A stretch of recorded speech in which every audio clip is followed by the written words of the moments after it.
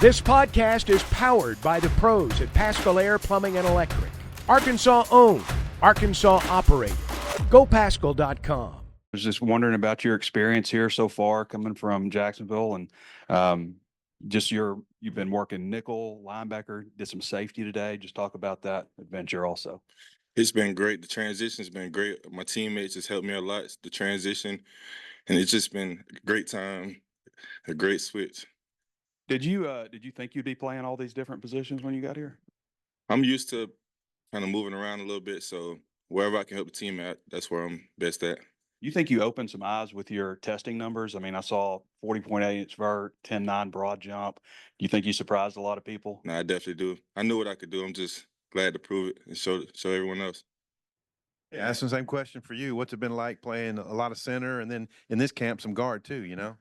It's been great. I played, obviously back at Tennessee, I played guard and center, but being able to really focus down on one position and kind of hone in specifically on that, it's been great.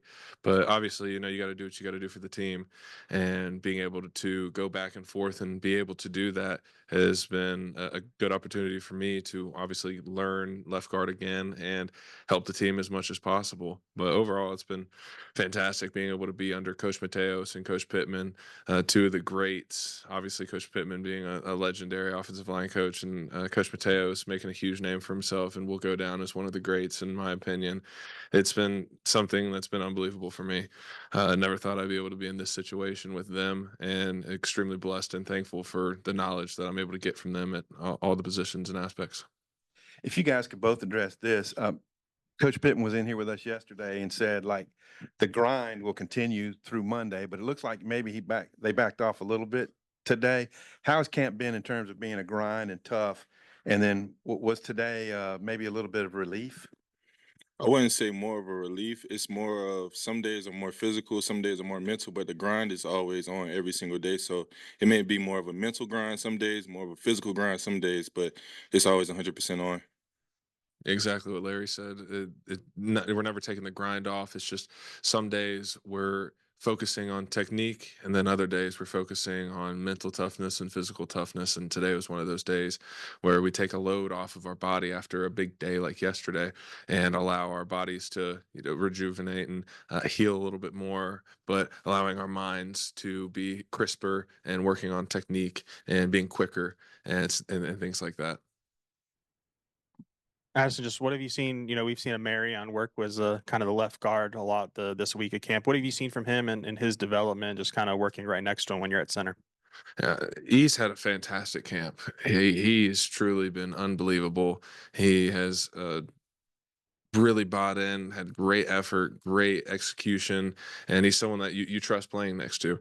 And a big thing for me is, all these teams and all these players are talking about depth and how, we're lacking this, lacking that.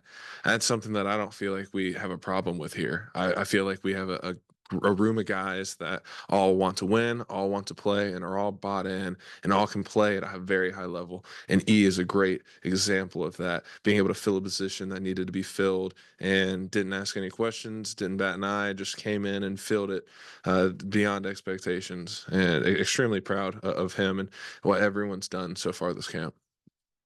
And Larry, you've been working at different positions. So has Danico, Anthony too. Just can you tell? Is there anything different about this defense with how many versatile guys you have, maybe compared to what you're doing at Jacksonville State, or just what you've seen throughout your college football career? One thing I'll definitely say is like the whole secondary, it's not like anybody just locked in or only could play one position. Everybody's pretty versatile. So wherever we need help at or like any rotation that needs to be done, we all could get that job done. Yeah, Addison, you've worked at left guard yourself, so seeing him Marion over there, well, what is it technically, or what do you like about his game over there? I would just say he does a great job with fits when we're working, singles and A's and different blocks like that. He is quick off the ball, gets a good fit, chases the crease, and allows me to either get off or take over a block. He just plays fast and plays hard, and he's someone that, I don't have to think about, will he know what to do? Will I have to be slower off of this block to kind of make up for something he's lacking? I don't feel any of that whatsoever. I trust him and know that he's going to play ball every time I get down and snap that ball. So that's something that you got to have with everyone, and he does a great job coming and just doing a great job with everything he does, and allows me to play fast and play hard.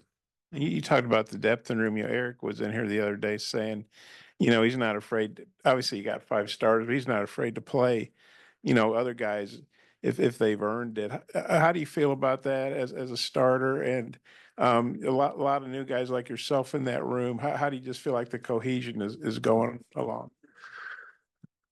Well, with the cohesion itself, the team, or at least the offensive line chemistry in the room, is something that I'd never been a part of before. I haven't been a part of a group this tight and this close ever in really any sport that I've ever played. I think that we have one of the best, chemistry rooms in the country. We all get along. We all do everything together, and that really helps when we're playing ball, and it helps with the depth as well, because we trust each other. And, like I said, I don't think we have a problem with depth at all. Everyone wants to play, everyone is bought in, and everyone trusts each other. And I can't say anything bad about, our chemistry at all. We really just love each other, and it's great to be a part of that. And back to your question with the what do I feel about the depth problem, or the depth question, is, it's great for us. The defensive line gets to sub and change in a game, and they get to come in fresh. If we have the opportunity to be able to get some fresh guys in as well, and they've earned that opportunity to play, why not? It's better for us. It gives us time to, get a breather, and it gives other guys an opportunity to go out and play ball. I feel like some schools don't really give people that opportunity. Once you're a 2, you don't really get to play at all. You just practice, practice, practice. You maybe get in late in the fourth quarter, but being able to give guys a chance to go out there and play ball, some guys are practice guys, some guys are game guys. So they could go out there and have a fantastic game, and you'd really never know unless you gave them a shot to go out there. So there's a lot of benefit and opportunity for us being able to rotate guys and have depth, which we do have. Larry, what position did you play in high school? What were you recruited out at Jacksonville State, and what all did you do at Jacksonville State? Kind of what's your position evolution there? So I originally started out, I played receiver coming out of high school, but I ended up going as a walk-on at Jacksonville State at nickel. And then I kind of transitioned and started playing on some safety a little bit. And then that's when they could kind of just see my versatility. So ever since then, I just kind of been versatile hybrid, kind of a little bit of everything. Does one position feel more natural to you than others, or does it you don't mind the versatility? I don't mind the versatility at all. Thank you for the question. Wherever I'm best fit at, wherever I can help my team at, that's where I feel best at. So you were kind of a late bloomer, I guess. What do you think was the reason that you went the walk-on path at Jacksonville State? The reason that I walked on at Jacksonville State, I sustained an injury my senior year of high school. So I kind of was like a late bloomer in that process, kind of fell late in that recruiting process. So kind of got overlooked a little bit. But Jacksonville State came in late, and then I just kind of took that grind path that we were just talking about earlier and just showed what I could do. Have you worked at safety aside from today at Arkansas? Yes, sir, I have.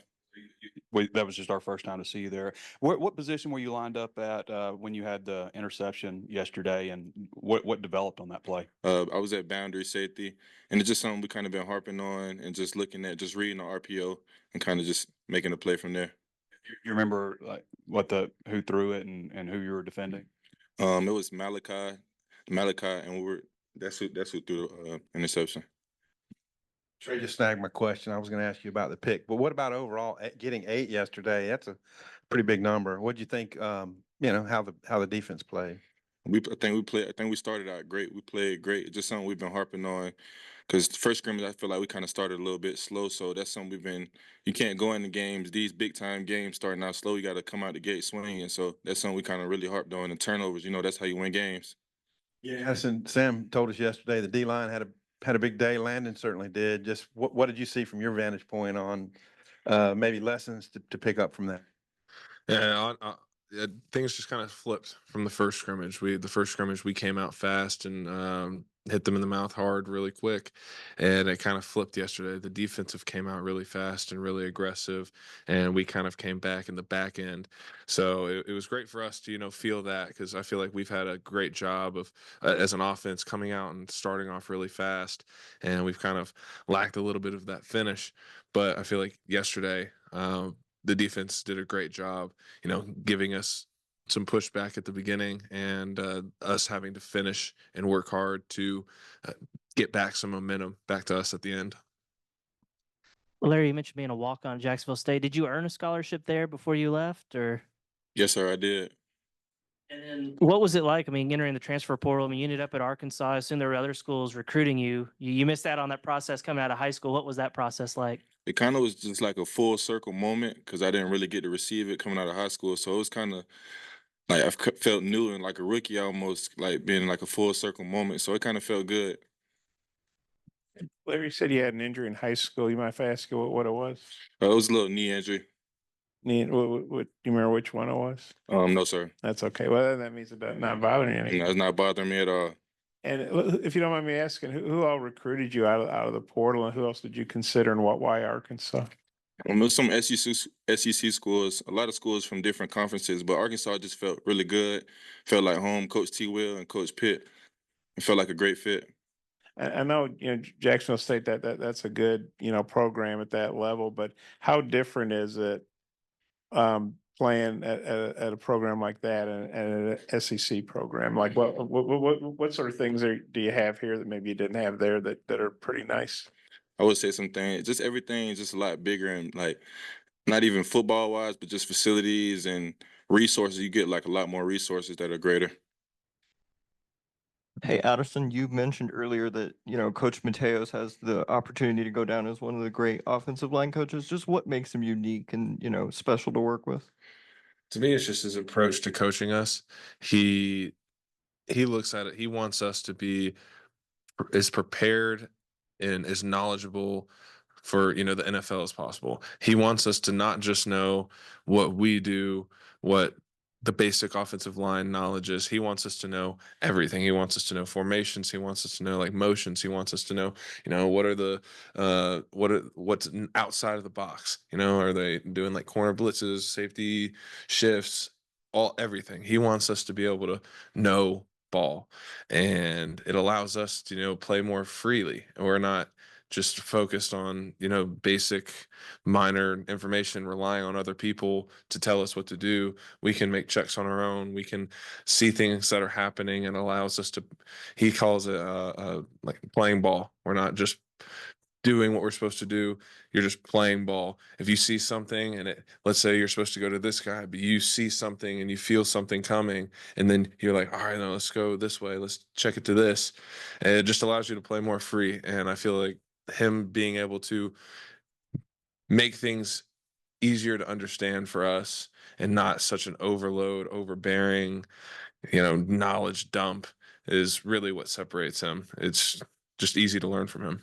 And then Coach Pittman has also been with y'all quite a bit out there when we've been watching you guys. Just what's it like having a head coach that's so knowledgeable on the offensive line?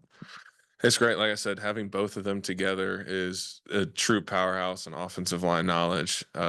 Being able to work with Coach Pitt on the field is something that I'd always wanted to do. I wanted to go to play with him at Georgia. He recruited me out of high school, and I wanted to go play for him at Georgia. And then obviously he got the head job here, and that ended up not working out. But now we're here, and I get to work with him and Coach Mateos, and getting both of their knowledge. They both have different ways they teach offensive line, and being able to learn both sides of their knowledge. Coach Pitt's just wisdom and techniques that he's gathered from over the years, and then Coach Mateos with his brain and his knowledge. It's something you couldn't ask for any better, honestly.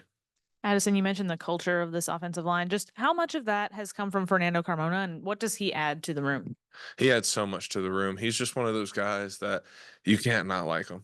I don't think there's anyone on the team that could say a bad thing about him. He gets along with everyone. He's everyone's friend. He wants everyone to be as successful as they can.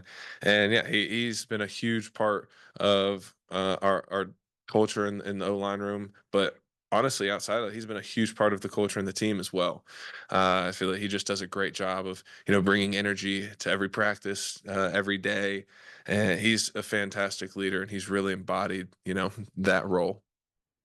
Addison, going back to the Coach Pittman, Coach Mateos relationship, I think Mateos said the other day that he sometimes is a little bit more complex in the way he teaches things, and Coach Pittman has a way of simplifying things. Is that how it works? I mean, is there like you almost have to go through like a translator to see what Coach Mateos is saying, or how's that dynamic work?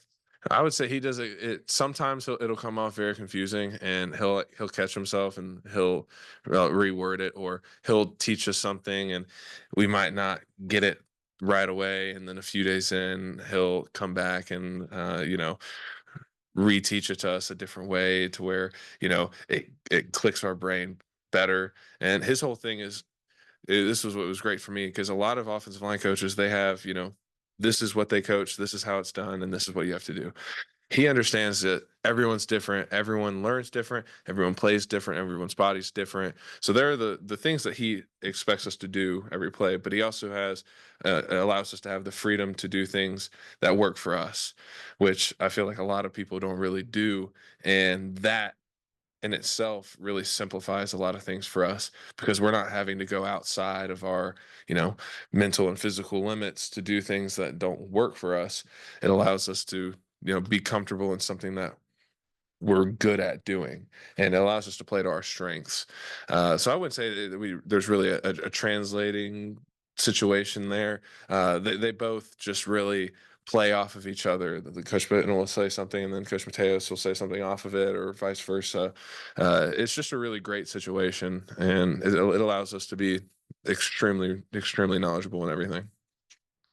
You mentioned you were going to go to Georgia, and I think Josh Braun, the same deal. He was going to go to Georgia, then Sam came here, and then you guys both leave SEC school, circle back to play for Sam. I guess what do you think about that? Do you and Josh ever talk about that? And just what do you think that says about Sam?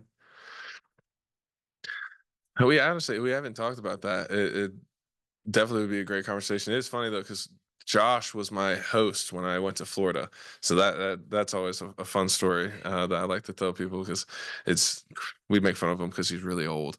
But yeah, it's one of those things where when you talk with him, even for the first time, you remember him. You remember who he is. He has a presence to himself, and you just know how great of a person he is. Even outside of football, he's someone that you want to be around. You don't feel. I feel like a lot of coaches, you kind of gotta get uptight, and you're like, all right, coach is nearby, I gotta be all tight and stiff. It's just not like that with Coach Pitt. He's someone that you really truly want to be around. He's someone that you can go and sit in his office. I've gone in his office and talked with him about nothing related to football for an hour, 2 hours. And it's just one of those guys where his presence is just fun to be around. And you know that when you're going into the portal, you know how incredibly intelligent he is with football. And you also know that he's a coach that you want to play for. And it's someone that, you'll rally behind and go to war for, and you respect him and love him and want to be with him. So it's definitely one of those coaches where you just see him and you're like, yeah, like I can play for that guy. Yes. Who was your host for your recruiting trip here? I didn't have a host. I came. It was weird. It was like everyone had gone home, and there was like no one here. So my host was. It really was like Coach Mateos. He was like my host. Like he drove me around, and like it was unique. And then Eric and the other guy lineman were in here the other day talking about the DAPS. What's your take on the DAPS that you guys do? I think it's fun. It sounds kind of corny, but it really is. It is fun. You at the start, you're thinking about it, you're like trying to get the DAPS, and then over time it becomes, second nature, and you're doing it automatically. And it's just one of those things that brings up the guys around you. Even when you're not trying to, you'd have someone be like, hey, good job. Hey, you did good here.